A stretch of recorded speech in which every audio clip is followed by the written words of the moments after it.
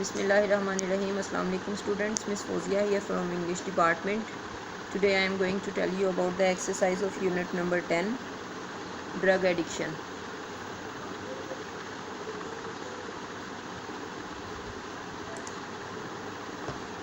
Okay, hope you will be fine. And we start from the glossary. I will tell you the meaning of the glossary in Urdu as well, so that you can understand it in a better way. Okay, the first word that we have here is absolute. Absolute mean complete, perfect, यानी मुकम्मल. Influence असर, उर्दू में इसको असर कहते हैं, और English इसका सिनोनिम होता है have effect upon. Okay, the next one is taboo. Taboo mean ममनू, फॉरबिडन, यानी कोई ऐसी चीज़ जो माशरे में ममनू समझी जाती है, बुरी समझी जाती है. क्यूरेटिव. क्यूरेटिव का मतलब होता है ऐसी चीज़ जो आपका इलाज करे, जिससे आपको आराम आ जाए. हीलिंग. रिहेबिलिटेशन, बहाली, रिकवरी. रिलैप्स. रिलैप्स का मतलब होता है वापस चले जाना, यानी जिस फेज़ से आप निकले हैं उसी फेज़ में वापस चले जाना. Go back to. Okay, this was about your glossary, and the next question. Okay, I have solved this question number A of vocabulary. Write the contextual and dictionary meaning of the following words. Okay, you can have a proper view. Okay, the first word here we have long term. अब contextual का मतलब होता है कि text में जब आप उसको पढ़ते हैं तो आपके जहन में उसका क्या मीनिंग बनता है. यानी एक होता है कि आप खुद से अंदाज़ा लगा सकते हैं टेक्स्ट पढ़ के कि इसका मीनिंग क्या हो सकता है, और डिक्शनरी मीनिंग होता है कि डिक्शनरी का उसका क्या मीनिंग है. ठीक है, दो तरह के मीनिंग होते हैं, कॉन्टेक्सचुअल और dictionary.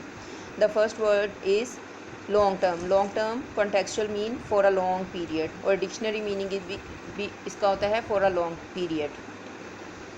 The second one is dependence, यानी कि किसी पर इन्हसार, रिलायंस, दोनों का ही रिलायंस होगा.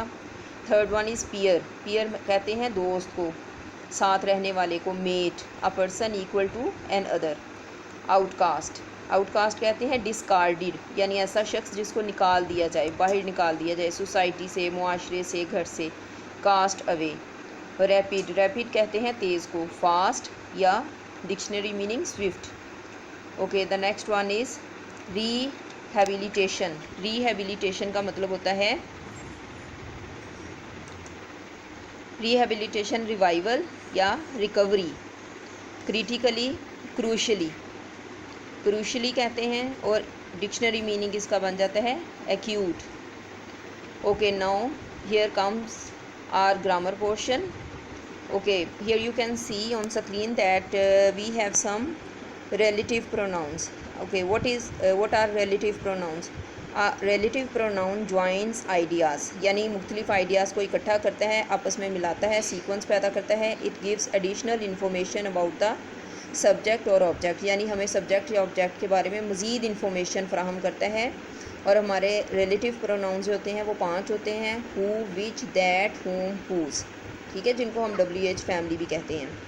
इसकी एग्जांपल देखें. The people who are addicted to drugs undergo many serious problems. अब इसमें हु जो है एक्चुअली द पीपल, अब ये द पीपल जो एक हिस्सा है उसको अगले वाले हिस्से के साथ मिलाने के लिए हमने हु को यूज़ किया है, यानी ये उसको रिलेट कर रहा है इसके साथ. Okay, then we have adjective clause. An adjective clause is a group of words which does the work of an adjective.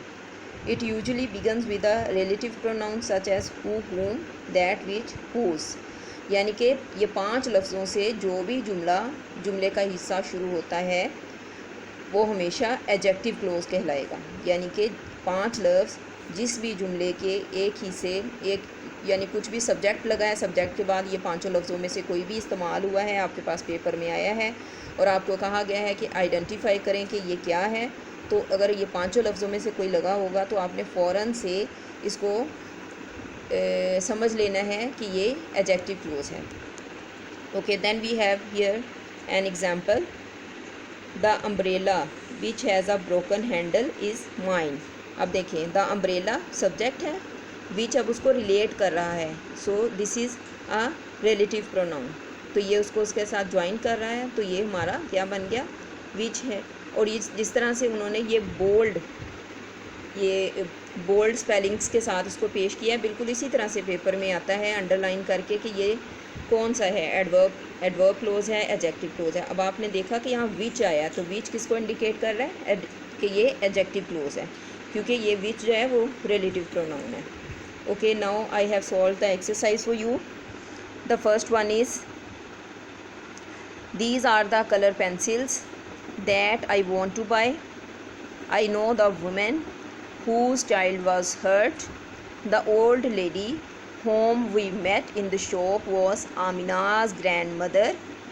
This is the girl who stood first in the class. Shazia likes the candies which her father brought from the market. Okay, now the next question is use the following relative pronouns in sentences. अब आपने इनमें से हर एक लफ्ज़ को किसी न किसी एक रिलेटिव प्रोनाउन में इस्तेमाल करना है। ये आपका अपना काम है, या आप अपने लूज शीट्स पे करेंगे। Okay, the next question is underline adjective clauses in the following sentences and also encircle the relative pronouns. Okay, adjective clause जो है इसको हमने अंडरलाइन करना है, और जो हमारे इसमें से रिलेटिव प्रोनाउन है उसको हमने सर्कल करना है। सो ये देखें, ये जो दैट है, ये दैट को हम क्या करेंगे, हम इसको सर्कल करेंगे।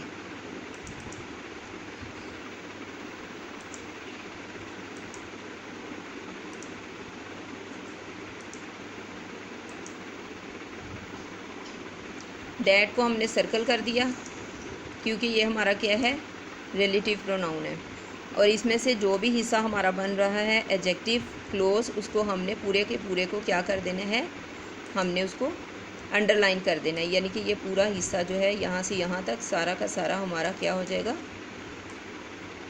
अंडरलाइन हो जाएगा। Okay, people who eat too much die early, यहाँ पर हु जो है वो हम सर्कल करेंगे क्योंकि ये रिलेटिव प्रोनाउन है, और who eat too much, who eat too much ये हमारा क्या है, who eat too much die early, ये हमारा एडजेक्टिव क्लोज है। I met the women whose, अब यहाँ पर हुज हमारा रिलेटिव प्रोनाउन है, और हुज से लेके सन हैड हेल्प मी, ये सारा का सारा हमारा क्या है, ये हमारा एडजेक्टिव क्लोज है। He is the man whom यहाँ पर रिलेटिव प्रोनाउन है, और whom से लेके रिस्पेक्ट तक क्या है हमारा एडजेक्टिव क्लोज है। एडजेक्टिव क्लोज को अंडरलाइन करना है और रिलेटिव प्रोनाउन को सिर्फ हमने सर्कल करना है। I have an urgent piece of work, which यहाँ पर हम सर्कल करेंगे, ये हमारा रिलेटिव प्रोनाउन है, और विच से लेके डू तक हम इसको अंडरलाइन करेंगे क्योंकि ये पूरे का पूरा हिस्सा बन जाता है हमारा adjective clause. Okay, the next question is write suitable adjective clauses. ये आपने अपनी मर्ज़ी से भी लिख सकते हैं। वेयर इज़ द बुक, यानी आपने खुद सेंटेंस कोई भी बना सकते हैं। Where is the book that I bought from market, यानी इसमें देखें सारे आपने रिलेटिव प्रोनाउंस इस्तेमाल करके जुमले बनाने हैं। Any student who will make a mischief will be punished. I know the women whose this house is, that is the girl who won the race. Where is the man who was injured. Okay, so this was all about your exercise number 10. Okay, I hope that you will understand it carefully and you will solve it and learn it. Thank you so much.